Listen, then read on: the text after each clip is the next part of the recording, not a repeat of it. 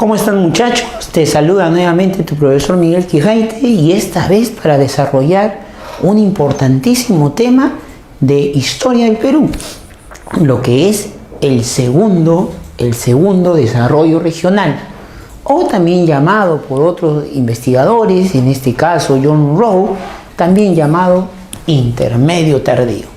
Habíamos aprendido del por qué distinto nombre para el mismo periodo tiene que ver con concepciones teóricas acerca de cómo enfocan el proceso histórico del mundo andino, ¿no? De la historia andina. Pero más allá de esas discrepancias teóricas, ambos se refieren al mismo periodo. Segundo desarrollo regional para Lumbreras, intermedio tardío para John Rowe. Este es un periodo que se va a iniciar tras la caída del Imperio Wari y tras la desaparición también del Estado teocrático de Tiahuanaco. Atrás habíamos dejado entonces ese tema, cae Wari, se va unos siglos más, Tiahuanaco va a existir todavía un periodo más, pero poco a poco irá entrando en desprestigio, en decadencia, hasta que esa zona del altiplano será abandonada. Poco a poco, en esos territorios del mundo andino, donde ha terminado este proceso centralizador, ¿no?, que era el Imperio Wari, poco a poco se irán reorganizando nuevos estados, se irán configurando estados autónomos, con sus élites particulares que van creciendo en poder y prestigio en diversos ámbitos locales. Como resultado, como expresión de esta autonomía política, de estos desarrollos económicos propios, se va a desarrollar una cultura también particular de ámbitos locales, ¿no? Así, de esta manera, definimos por eso este periodo como la etapa, ¿no? Señálame aquí, mira, señálame aquí, ¿qué hace? La etapa de una reorganización y configuración de nuevos estados autónomos, ¿no?, donde se presentarán características culturales, regionales propias. Bueno, características culturales, económicas también, cómo enfrentar la situación de la naturaleza, de las condiciones naturales al que les toca enfrentar cada pueblo que se va a desarrollar ahora autónomamente a lo largo del territorio andino, que antes estuvo, como habíamos visto, dominado, controlado, centralizado por el Imperio Wari. ¿Está bien?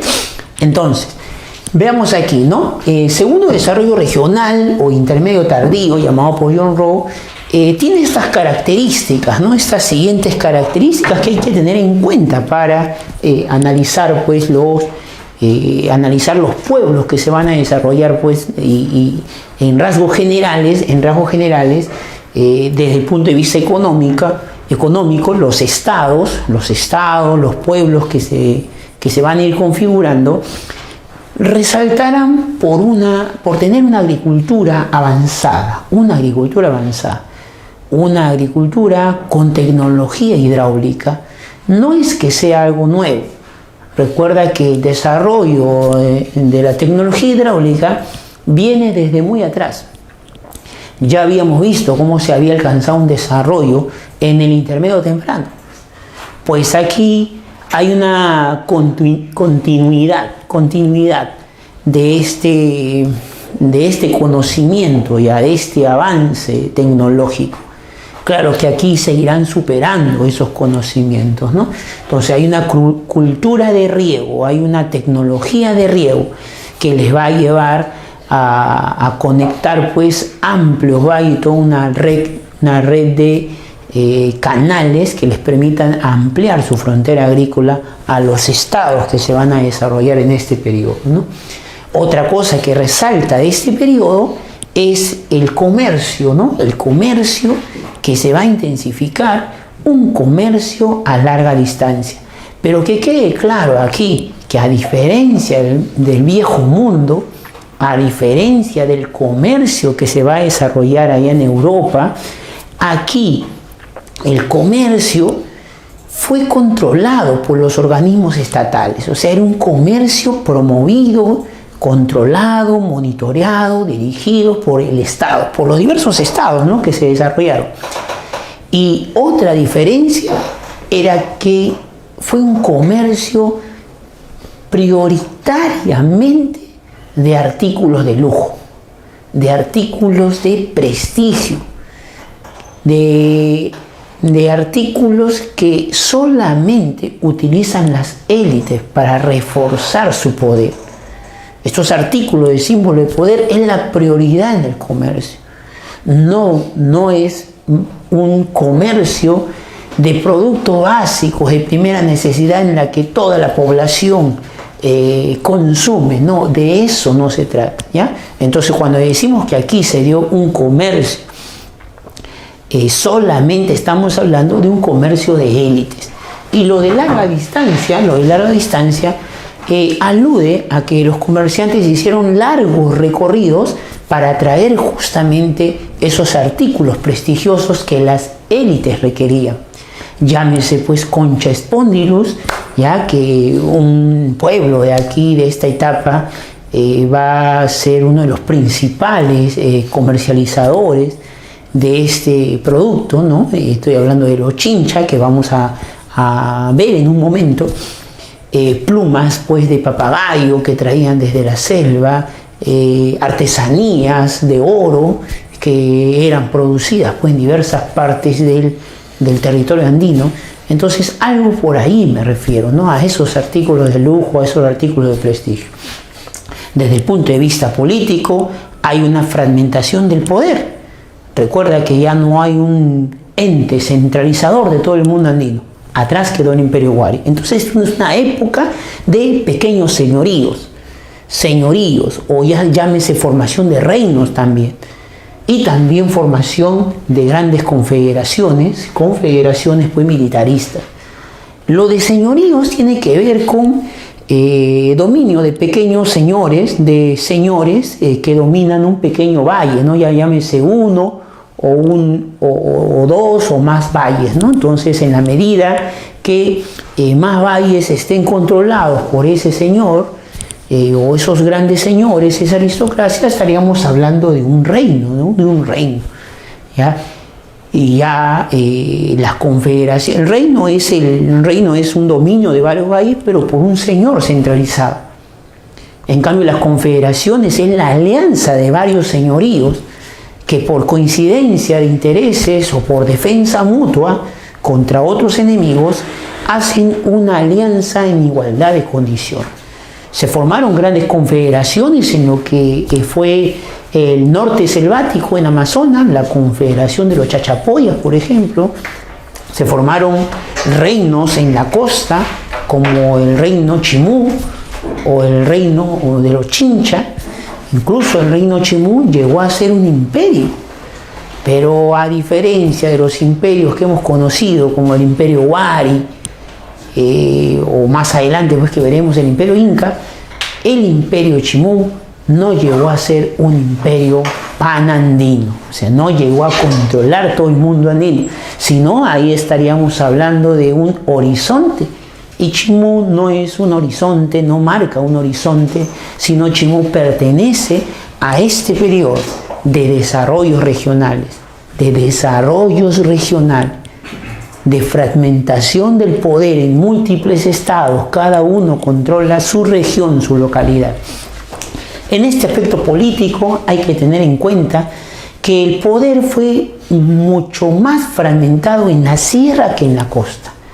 En la sierra se dio una fragmentación del poder que podíamos llamar, en términos metafóricos, una atomización del poder. Poderes muy pequeñitos en la sierra. En la costa fue algo más complejo, ¿no? Aquí en la costa, a lo largo de toda la costa peruana, allí sí se formaron entidades estatales más complejas, ¿no?, como esta de los Chimú, que llegó a configurar un imperio, o el de los Chinchas, ¿no?, que también llegó a configurar un reino centralizado importante, ¿ya? Bien, en el aspecto cultural ya que estos estados tienen características autónomas en lo político y en lo económico, enfrentan con sus propios conocimientos, su propia experiencia, enfrentan las condiciones naturales que les toca vivir.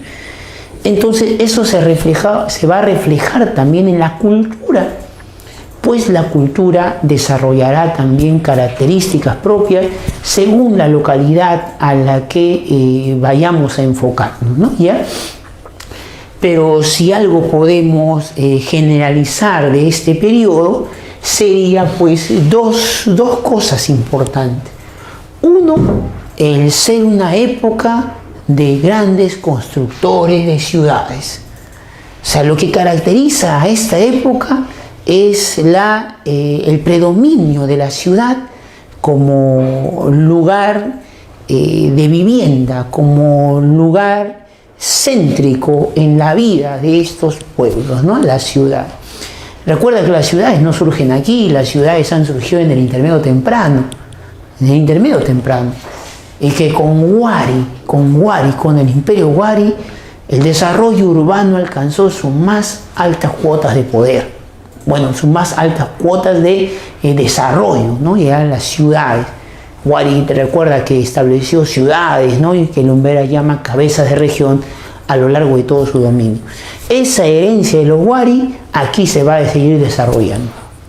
Recuerda que en las ciudades vive la élite, vive las élites gobernantes y todo el pueblo que sirve con su trabajo especializado, sirve a garantizar la continuidad o la reproducción del Estado, ¿no? Que el Estado funcione.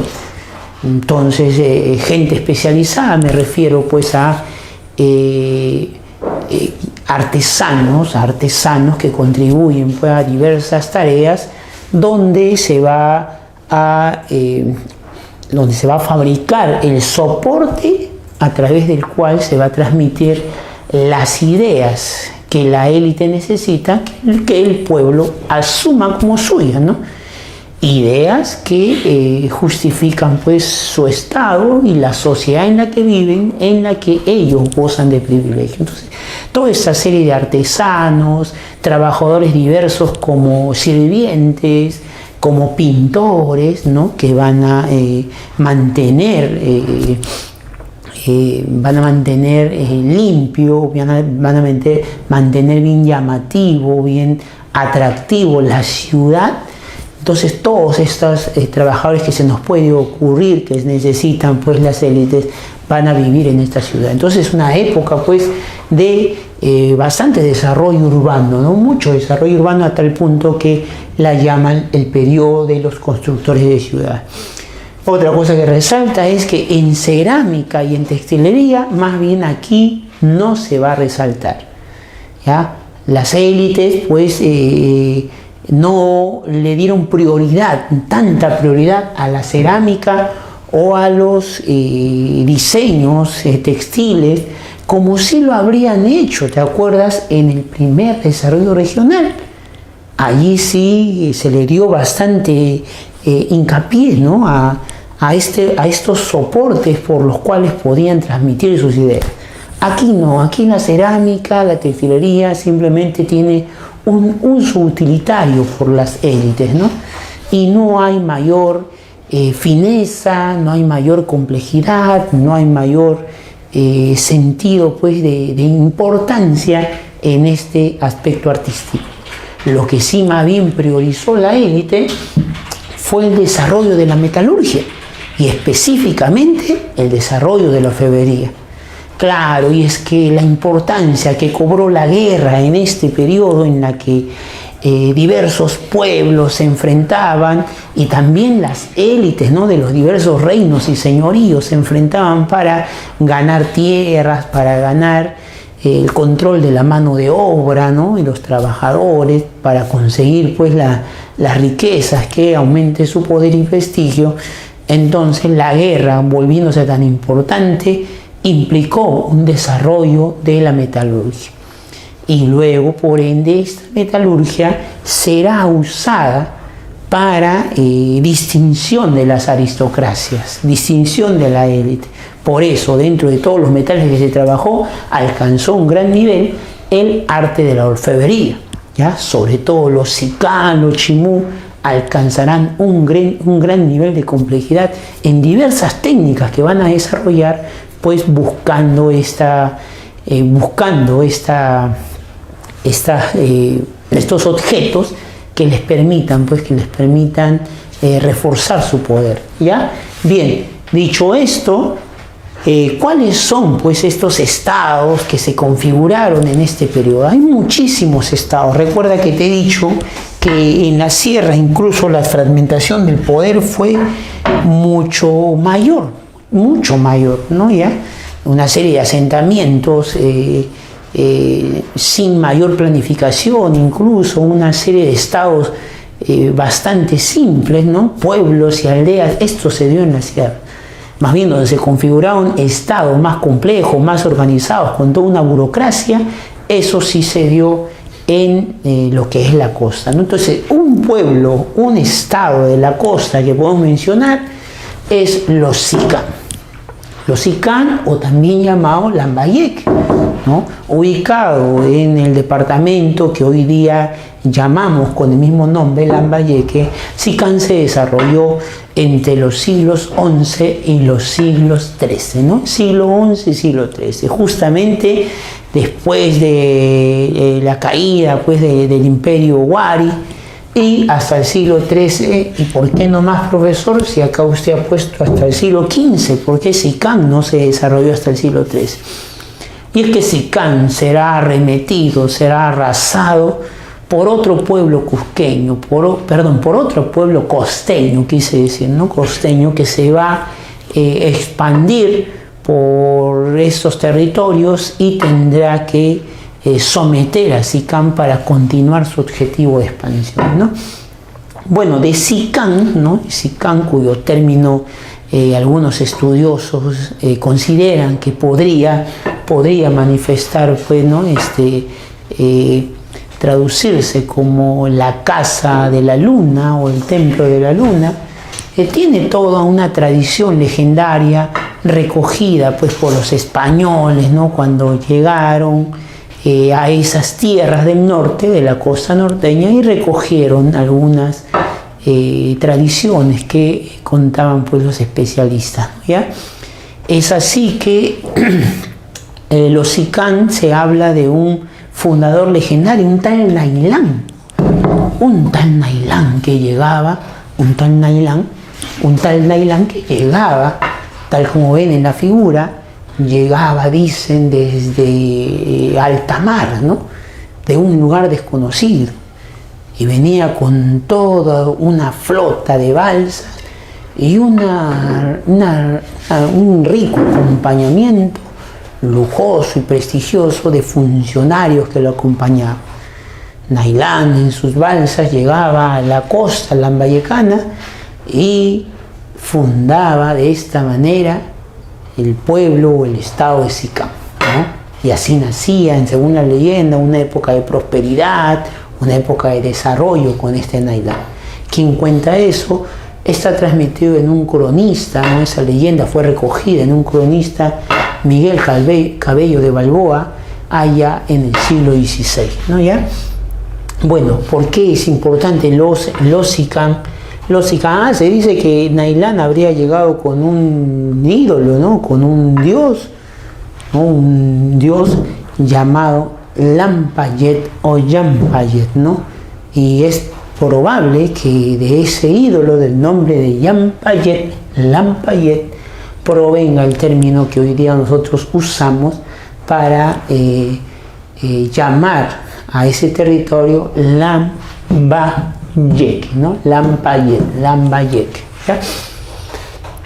Algo que resalta de los sicán es su nivel alcanzado en el manejo del oro, con diversas técnicas como el laminado, hacer finas láminas de metal con las cuales luego lo utilizarían para hacer sus diversos adornos o los diversos ídolos que ellos van a representar, ¿no? La técnica del repujado, que es usar un molde de madera, molde de madera, donde previamente esté diseñado alguna figura en bajo relieve, y luego poner encima la lámina y darle de golpes, buscando que en ese tablón que tiene una figura de bajo relieve se hunda la lámina a punto de martillados, se hunda cobrando la figura del molde previamente diseñado. De esta manera levantabas tú la lámina de oro y tenías en alto relieve, ¿no? En alto relieve tenías entonces la figura previamente diseñada en el molde de madera, ¿no? Una técnicas que luego lo usarán, lo copiarán y lo mejorarán los chimú, que fueron los conquistadores de estos sicán. ¿Ya? De esta manera los sicán han producido hermosos objetos, ¿no? Buscando, pues, siendo parte de objetos de rituales o de diversas funciones, ¿no? Por ejemplo, su famoso tumi sicán, el famoso tumi sicán, que lo estamos viendo aquí en la pantalla, ¿no? A ver, vamos a traerlo. Mira todo lo que puede hacer la tecnología, ¿ya? Vamos a traer, y ahí está, miren el tumi sicán, ¿ya? El tumi sicán, ahí está. El trabajo de laminado y de repujado se puede ver en las piernas, en el cuerpo, y el de laminado se puede ver en la cuchilla que va abajo, ¿no? Y que tiene abajo, ¿no? Son pequeños tumis, ¿no? Pequeños tumis que se agarra por la parte del cuerpo, y la parte de la cuchilla de abajo sirve para hacer alusión a algún corte ritual que se esté haciendo en la ceremonia, ¿ya? Ahí está el tumi sicán, diversas máscaras de oro y diversos vasos que están viendo ustedes en su pantalla, ¿no? Diversos vasos de oro que están saliendo en la pantalla. Mira, ahí está, ¿no? ¿Ya? Con figuras del dios Nailán, con rostro de Nailán, tal como lo ves ahí, mira, ¿ya? Entonces, este rico avance orfebre, no te olvides, más adelante que voy a mencionar quiénes los invadieron a ellos y se llevarán como esclavos a sus mejores artesanos, los chimú, ¿no? Los chimú. ¿Ya? Bueno, en arquitectura, los sicán han construido, ¿no? Tremendos templos, ciudades, ¿no? Ciudades que servirían a su vez de templo por esta élite religiosa, pues militar, y resalta así en su época de auge la ciudad complejo ceremonial de Batán Grande, ¿ya? Donde hay un montón de construcciones